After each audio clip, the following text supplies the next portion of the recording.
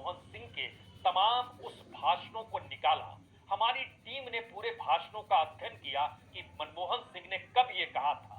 3 मौके ऐसे आए जब माइनॉरिटी कमीशन को लेकर उस दौर के प्रधानमंत्री मनमोहन सिंह अल्पसंख्यकों पर भाषण दे रहे थे, लेकिन उस दौर में भी वो यही बात का जिक्र करते थे कि मुसलमानों को इस देश में बराबरी का हक मिलना चाहिए।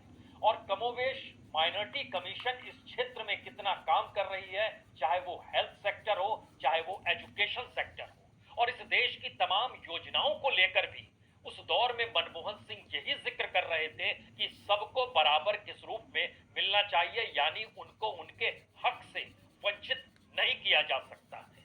ये कहीं नहीं कहा गया कि सारे संसाधनों पर पहला हक अल्पसंख्यकों का है, लेकिन बावजूद इसके प्रधानमंत्री मोदी कर रहे हैं तो उसकी टीम या उनके अपने सलाहकारों ने यह सुझाव दिया होगा कि आप इस बात का जिक्र कीजिए, क्योंकि अब जिन राज्यों में चुनाव होने हैं, अगर बिहार की राजनीतिक जमीन के आसरे इस देश में आवाज उठ गई तो फिर ओबीसी तो छोड़ दीजिए, कुछ भी नहीं बचेगा हिंदुत्व के नाम पर।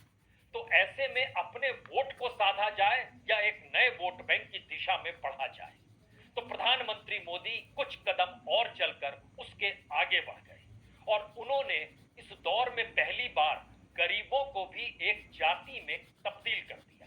उन्होंने खुले तौर पर कहा कि दरअसल गरीबों से बड़ी जाति कुछ होती नहीं है, और जो जात पात की राजनीति इस देश में कर रहे हैं, जिसकी जिक्र उन्होंने कल से ही कहना शुरू कर दिया था, उसमें तमाम जातियों के मद्देनजर कुछ सवाल हो सकता है हर के जहन में हो, जब पार्लियामेंट के भीतर खुद बीजेपी के नेता कहने से नहीं कतराते हैं कि हमारे इतने सांसद ओबीसी से आते हैं, हमारे इतने विधायक ओबीसी से आते हैं, और इस देश के भीतर में जातियों के मद्देनजर हर को एक साथ लेकर कैसे सिर्फ बीजेपी चली।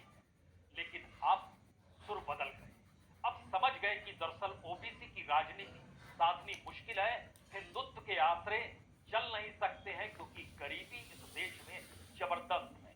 तो वो पूरे चकाचौंध का बवंडर जो इस दौर में भारत को विकसित बनाते हुए G20 तक का जिक्र किया गया और बताया गया कि भारत कितना महान देश और आने वाले वक्त में किस तरीके से उस चकाचौंध में शरीक हो जाएगा जहां भारत को विकसित कहा जाएगा। पर कैपिटा इनकम के लिहाज से इस देश के भीतर में जो गरीब क्षेत्र है, वहां की जो कुल सीटें आती हैं वह तकरीबन 365 सीटें आती हैं। तो गरीब को ही जाति बना डाली।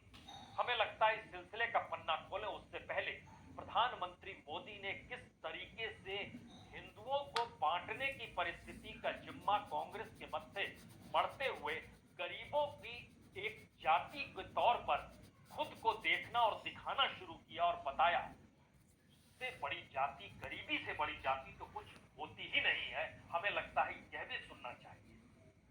कांग्रेस किसी भी कीमत पर देश के हिंदुओं को बांटकर भारत को तबाह कर देना चाहती है।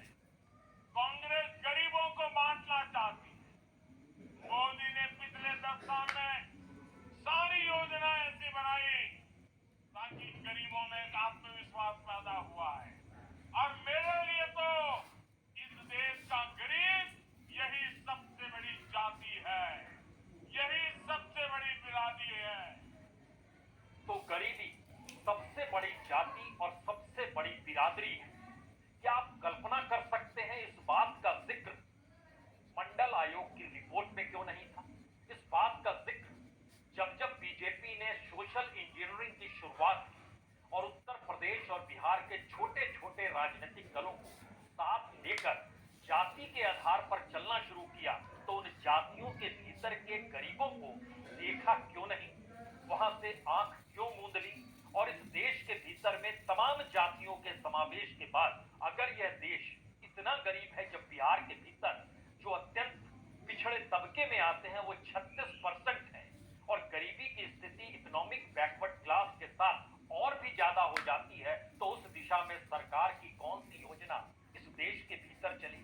क्या यह बीजेपी बताएगी? अगर नहीं बतलाएगी तो क्या यह वोट बैंक नए तरीके से गरीबों को लेकर इस देश में खड़ा करने का प्रयास प्रधानमंत्री मोदी अब करने लगे हैं? हकीकत और राजनीति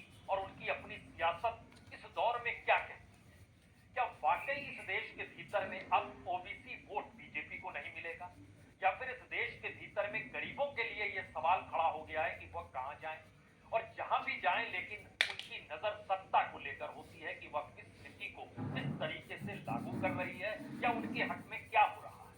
हमें लगता है जिन 4 राज्यों में चुनाव होने हैं उसी का परीक्षण इस दौर में कर लीजिए, तब आप समझ जाएंगे कि आखिर गरीबी की लेकर जाति की बात और मुसलमानों को लेकर फिक्रमंद आखिर प्रधानमंत्री मोदी क्यों हो गए, जो खुले तौर पर रैली में अब बोलने से चूक नहीं रहे। मध्य प्रदेश के भीतर में जो गरीबों की परिस्थिति है वो 15-16 में 2015-16 में 41% हुआ करती, लेकिन उसमें 5% की कमी आई जब नीति आयोग ने मल्टी डायमेंशनल पुअर का जिक्र किया। फिर भी हर तीसरा शख्स मध्य प्रदेश में गरीब है। तो क्या ये कहा जाए कि जो 36% गरीब मध्य प्रदेश के भीतर भी है उसे एक वोट बैंक के तौर पर बीजेपी देखना चाहती है और इसीलिए इस बात का जिक्र कर रही है कि उसे लगता है ये उसके अनुकूल हो जाएगा, क्योंकि नेशनल फैमिली हेल्थ सर्विस की अगर आखिरी सर्वे रिपोर्ट को देखेंगे तो मध्य प्रदेश में गरीबी लगभग 40%, लेकिन नीति आयोग ने मल्टी डायमेंशनल तरीके से चीजों को क्रिएट किया है तो 36% ही मान लीजिए। तो क्या इस दिशा में राजनीति साधने के लिए अब बीजेपी तैयार है? और इसके ठीक समानांतर मध्य प्रदेश के भीतर हालांकि 7% मुस्लिम है, लेकिन वहां के 7 जिले ऐसे हैं जहां पर 10% से 15% के बीच में मुस्लिमों की मौजूदगी है। दो तो ऐसे हैं जो 20% से पार है, मतलब भोपाल में मुस्लिमों की तादाद 22% से ज्यादा है, बुरहानपुर में लगभग 24% मुस्लिम, और जहां पर 10% से ज्यादा है उसमें रतलाम, उज्जैन, देवास, शाजापुर, इंदौर, विदिशा, सीहोर, इन तमाम जगहों की जो सीट, जो 7 विधानसभा ऐसी और 7 जिले ऐसे, और इसके अलावे 2 जो अलग अलग तरीके से 20% से ज्यादा है। इसका मतलब बहुत साफ है कि मुस्लिमों से प्रभावित होने वाली जो विधानसभा की सीट है वो लगभग 50 से ज्यादा है। तो क्या अब मुसलमानों की फिक्र इसलिए प्रधानमंत्री करने लगे अपने भाषण में, और जैसे ही गरीबी का जिक्र होगा और वह गरीब अपने आप को जाति के तौर पर देखने लगेगा तो एक झटके में वो सभी एकजुट हो जाएंगे सारे गरीब, तो उन्हें जाति के तौर पर देखा जाए। यह एक नई तरीके की राजनीति है या मजबूरी है? क्योंकि इस राजनीति का दूसरा हिस्सा राजस्थान में नजर आता है। राजस्थान के भीतर जो गरीबी है वह नेशनल फैमिली हेल्थ सर्विस के लिहाज से समझे तो तकरीबन 39%, नीति आयोग के मल्टी डायमेंशनल पुअर की दृष्टि से समझे तो लगभग 30%, यानी हर तीसरा शख्स अगर 2020-21 की नीति आयोग की रिपोर्ट को भी पढ़ते हैं तो हर तीसरा शख्स गरीब है। और मुस्लिम राजस्थान के भीतर 9% है, और 9% महत्वपूर्ण यह है कि जो 13 जिले हैं जहां पर सीधे क्या कर रही थी वो? मुस्लिम तबका विधानसभा की सीटों को प्रभावित करता, और यह भी लगभग 48 से 50 के बीच है।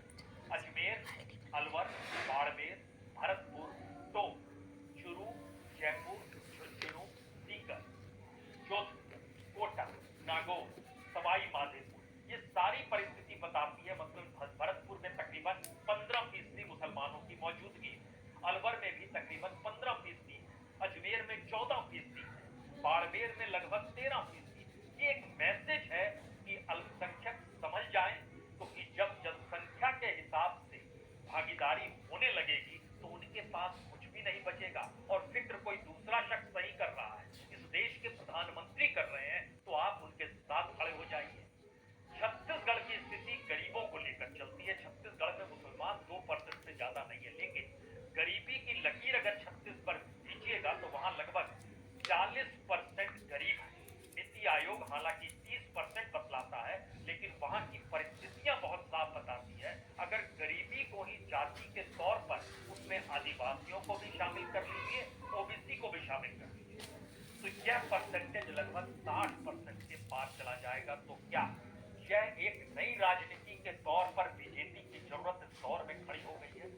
शायद भारत की राजनीति में जाति की राजनीति करने वालों ने नहीं सोचा होगा कि देश के प्रधानमंत्री कल तक जिन जातियों का जिक्र करते थे आज उन्हीं जातियों पर खामोश क्यों, और एक झटके में इस देश की गरीबी को लेकर वो कैसे आगे बढ़ गए, जब वो लगातार कहते हैं बीते 9 वर्ष में भारत ने कितना प्रोग्रेस किया। उस प्रोग्रेस में असमानता, आजादी के कहती है